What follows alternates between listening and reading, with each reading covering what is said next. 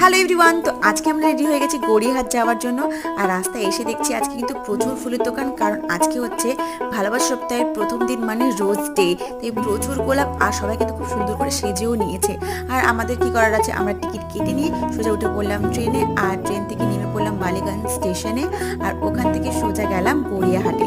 আর খুব খিদে পেয়েছিল, তাই প্রথমেই চলে গেছিলাম এই স্টলটা। এখানে কিন্তু খুব সুন্দর সুন্দর খাবার পাওয়া যাচ্ছিল, কম্বো সেটটাই নিয়ে নিয়েছিলাম। এখানে চিলি চিকেন উইথ রাইস আর চাউমিন, চিলি চিকেন, এগুলোই। আর খাওয়া দাওয়া শেষ করে একটু স্প্রাইট আবার গড়িয়াহাট চত্বরটা আমরা খুব সুন্দরভাবে এক্সপ্লোর করলাম।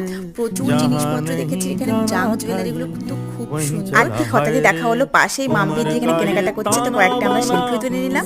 আর তারপরে চলে গেলাম এই দোকানটা। এখানে খুব সুন্দর সুন্দর বাচ্চাদের কিন্তু হলুদ শাড়ি পাওয়া যাচ্ছে মাত্র 200 টাকায়। আর তারপরে আর কয়েকটা আমরাও শাড়ি দেখছিলাম, আর এই জুয়েলারিগুলো দেখছিলাম। লাস্টে একটু চা খেয়ে চলে এলাম বাড়ি। দেখা হচ্ছে অন্য কোনো ব্লগে। টাটা।